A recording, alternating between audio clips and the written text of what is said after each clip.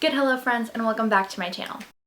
If you follow me on Goodreads, you know that I read Station 11. And the thing is, this book is about a pandemic and about the 5 people that influenced the life of someone called Arthur Leander. Now, reading a book about a pandemic while you're in a pandemic is kind of hard. That being said though, this is 110% a new all-time favorite. Could even be a favorite of the year so far, like the favorite of the year so far. And honestly, I was absolutely blown away by this book. So if you don't know what Station 11 is about, besides the pandemic and those 5 characters, the synopsis really doesn't do it justice in terms of understanding exactly what this book is about. Just glancing back at it, it talks a lot about Arthur, it talks about the traveling symphony, and like I said, those 5 people, which include Arthur, the man who tried to save him, who's called Jivan, Arthur's first wife Miranda, his oldest friend, which I think is Clark. I thought Clark was his manager. I don't know. I think it's Clark. And a young actress with the Traveling Symphony whose name is Kirsten. I think if I were to have read this book any other time than now, it wouldn't have the same impact, but I would still be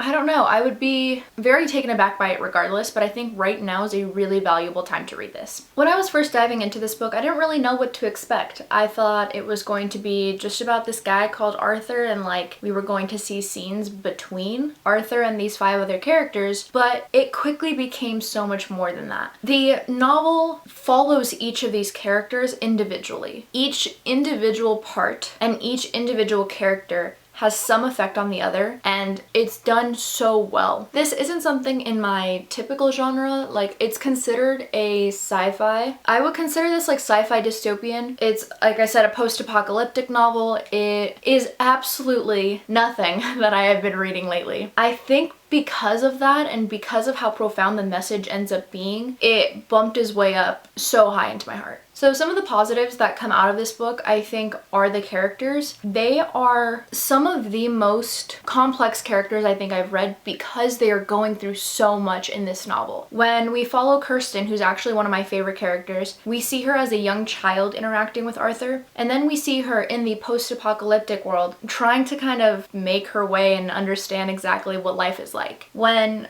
we meet Arthur, we meet him at his death, and that's not a spoiler, that's literally on the synopsis. He dies on stage during a performance of King Lear. We see young Kirsten there, we see the man who tried to save his life, Jivan. It just really builds from there. Seeing the individual experiences of each person and how each person both interact with Arthur, but also how they interact to their changing surroundings is very reflective. And I think there were several moments that I had to take a second and just like put the book down and really soak it in. And I haven't had a book do that in a really, really long time. Some of the, I guess, negatives that come from this is I still look at it as a positive and it definitely improved my reading experience, but it could be something that kind of throws people off, is how quickly the timeline does jump. It goes back and forth between so many perspectives and between so many different timelines. However, I think that Emily St. John Mandel does such a great job of bringing them back together and finding those connections that it's not going to be a negative. I do know that from a second read, this is going to make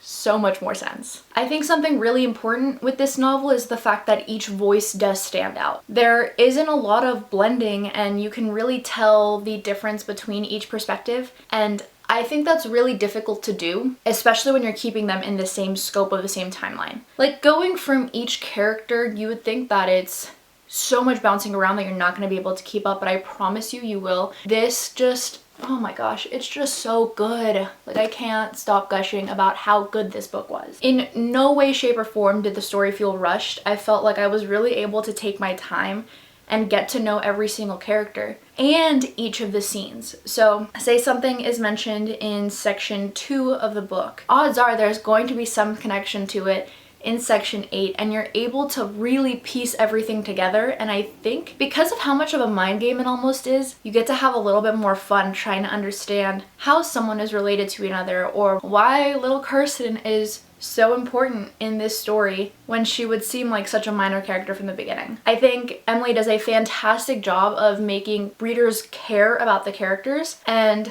with that being said, Kirsten and Miranda are 2 of my favorites. I think their characters were really well developed. and I was able to empathize with the both of them. I think that some of these scenes are so incredibly captivating. They really make you think, and I feel like that's a rarity in books nowadays. Like, you don't really see books that are made to really get you to like be introspective and really understand all of your surroundings. And I think that's what this book does such a great job of. If you're a fan of fantasy, like I am, by all means, we love our escapism and we love being able to transport to another world. But when we get transported to a world that's so similar to ours, it's so different and it's so much more captivating. There were a couple of scenes in here where they're talking about refrigerators and the internet and airplanes, and you would be so surprised to see how many of the things that we love and use every single day today are taken for granted once they're taken away from us. I don't think this book necessarily has like a rising action per se. Like, it doesn't follow the standard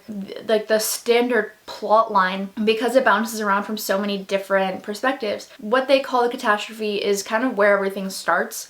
We see a lot of what life looks like before then through flashbacks and through memories. We understand a lot of what the old world was like between Arthur and Miranda's perspectives. We see what it looks like during the catastrophe through Jivan and Clark's perspective, and I think Kirsten is the perfect bridge for all of it. If you were going to choose to read this book, I 100% would recommend you to go in with an open mind and not really have any expectations. If you choose to read this during this pandemic like I did, I promise you it is going to blow your mind away. But I also would definitely heed the warning that it does get a little bit too real sometimes, and it becomes a little too relatable. And not to say this novel scared me in any way, shape, or form, but it surprised me and it humbled me, and it made me so much more grateful for everything that I do have now, regardless of the situation that we're in. If you couldn't tell, I gave this book a 5 out of 5 stars.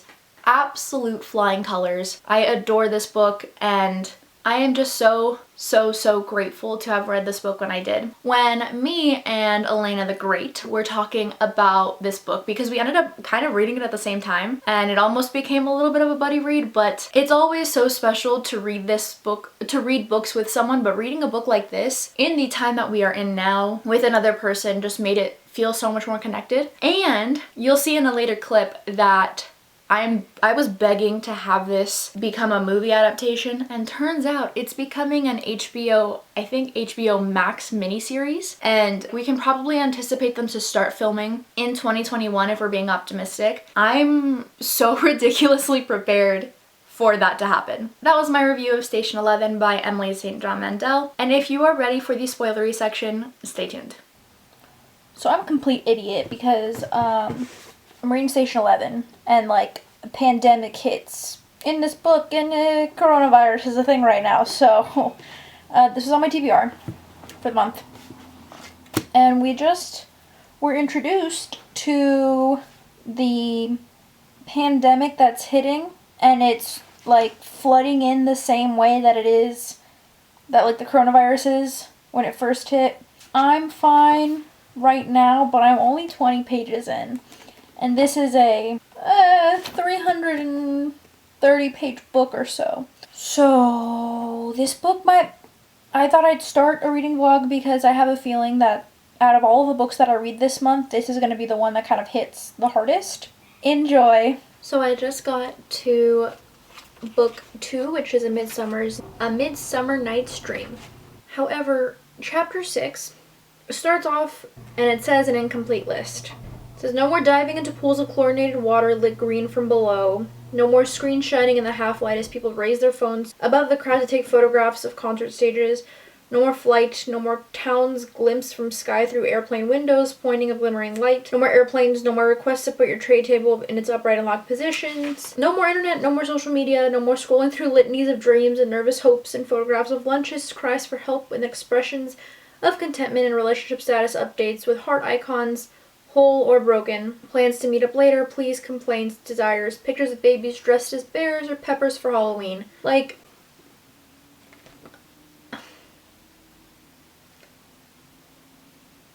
this is all too relatable right now, and I do like the Shakespearean element that comes with it, considering the fact that I am taking a Shakespeare class. The beginning is set at a theater that is performing King Lear. Unfortunately, I still haven't read King Lear, but I will. Enjoying it a lot so far, although it's very like, whoa, okay. So it's kind of late right now, and I'm making progress in Station 11, and so that's kind of why my lighting's all weird. I was reading over by my bed, but I couldn't set up, whatever, it doesn't matter. The lighting doesn't matter right now. What matters is this book, because, whoa, it's taking a turn that I kind of wasn't expecting. It's like, obviously, it's post-apocalyptic, so it's going to be sci-fi-esque, but the fact that there's so much about this world that's so different from ours kind of threw me off, but in like a good way. I think it's just not what I was expecting. I thought this was going to be a lot more similar to our world and almost modern, but like there's so much that has gone down between what they're calling the collapse. It's so wild to me, and it's becoming so much more than I expected in like the best way possible. And even more so, I think what's really exciting is when we find out what the title of the book is within the book, and Station 11 is a comic that's being written in this world, and I think that's so much fun, and it's so cool, and it adds to that like sci-fi element. And I don't know, this is just such a cool concept to a book, and it's probably one of the most unique things that I've read in a really long time. So that's it for my check-in. I'm on page 125, so I still have, I think like I'm at the halfway mark, a little under the halfway mark, and I've been tabbing this up. I don't know, you can kind of see it. Yeah, I've been tabbing this up, so I'm really excited. Okay, I don't know if I'm slanted, but like, whatever. That's not the point of this clip. You might recognize what I look like right now because I did film a video earlier today, but that's okay. I keep doing this thing where I'm telling you about what's going on, but that's not the point of this clip, okay? The point of this clip is this book. My God! I just reached page 199, and that's part 6, the airplanes. Excuse you. The way this book is written is incredible. So there is an interview going on right now between what's her name, Kirsten Raymond, and the interview's last name is Diallo. And in this section, it like pans essentially from this interview to real life events, and I'm finding myself like really enjoying this format. So the beginning of this story starts off with us seeing the death of Arthur Leander, who is having a heart attack. The next perspective we see is Kirsten's. Then we see Miranda, who is Arthur's first wife. It blows my mind away to just see how this is put together. This interview that's going on between Kirsten and, what was his name, Diallo?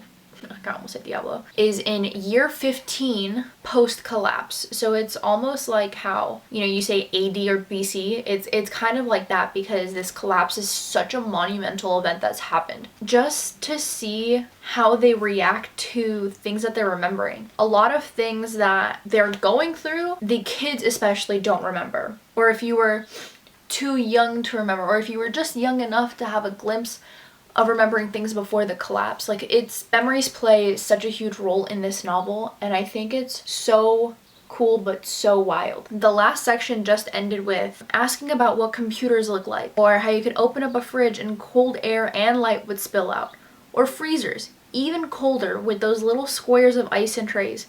Do you remember fridges? Of course, it's been a while since I've seen one used for anything other than shelving space. And they had light inside as well as cold, right? I'm not just imagining this.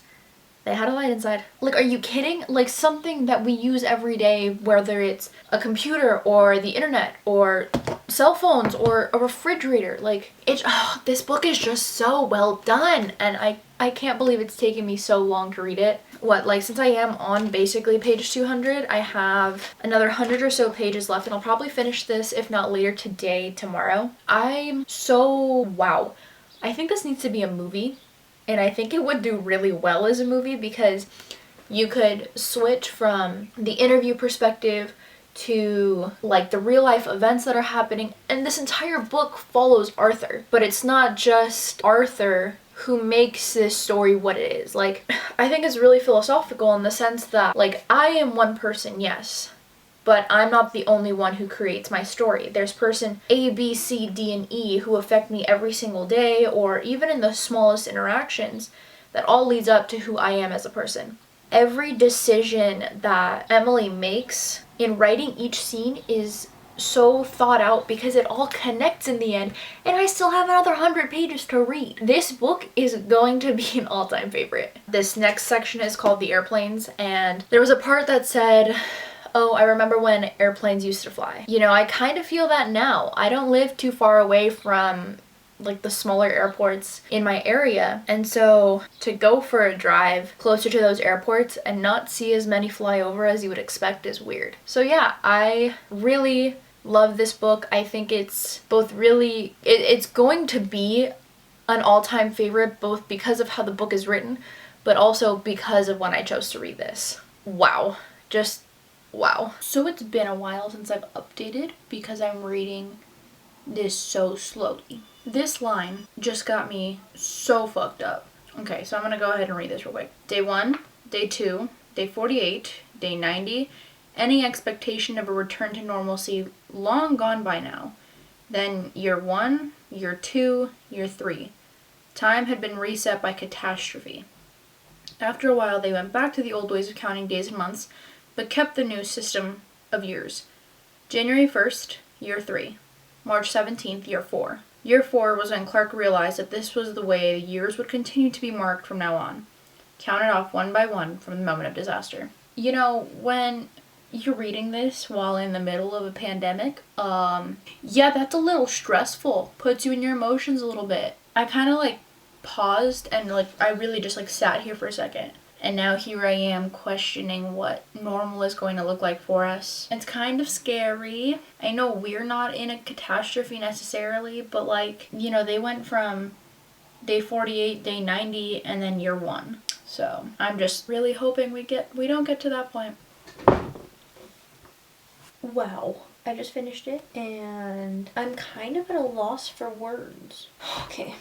So speaking of like the timelines, but seeing how all of these small pieces of everyone's stories kind of come together and seemingly everyone knows each other. I think one of my favorite sections of the book is part 7, The Terminal. And this is where we see Clark, who is the like manager person for Arthur, ends up stuck in this airport terminal, and like essentially they've been abandoned, and it's them kind of going through the daily motions of survival, but also like, oh my god, it's seeing how they develop into needing each other so much and learning methods of survival. I think at that point is when we really start to see this like pandemic hit as like the Hunger Games. I think my favorite character is Kirsten, primarily because we see her as a child in like Arthur's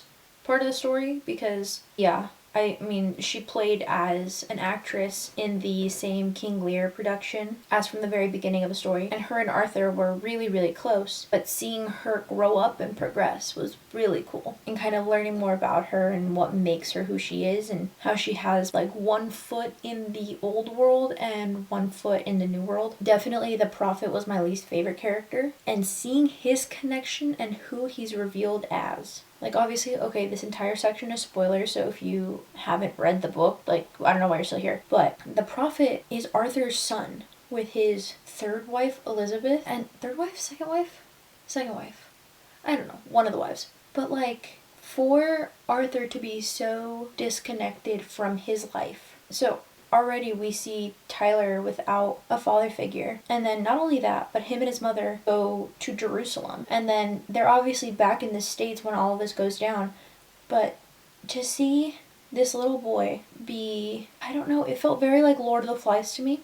Because he grew up and became the leader of these people based on Bible verses and based on legitimately calling himself the Prophet. Like, nobody knew his real name. And Kirsten is the only one who has some inclination as to how he's connected to everything, but never really pieces it together. So I don't know, I just thought this book was so cool. Like, it was so cool. It's also 11/11 on the dot, actually. My wish is to get this to be a movie, because this would be really cool. And I think with all of the Hunger Games crap that's going on right now, okay, I don't want to say crap because I know a lot of people are excited, but like, you know, Hunger Games, Twilight, all that coming back. Station 11 not only is a phenomenal book, but I think this being adapted into film would be so sick. I don't think people are ready for it, to be quite honest. My tabs throughout this are fairly plot and character driven. I don't have like a lot of quotes and a lot of favorite moments. I love this book, and it's easily one of my favorite books of all time. And I will revisit it, and I will keep learning from it, and if you haven't picked up Station 11, you definitely should.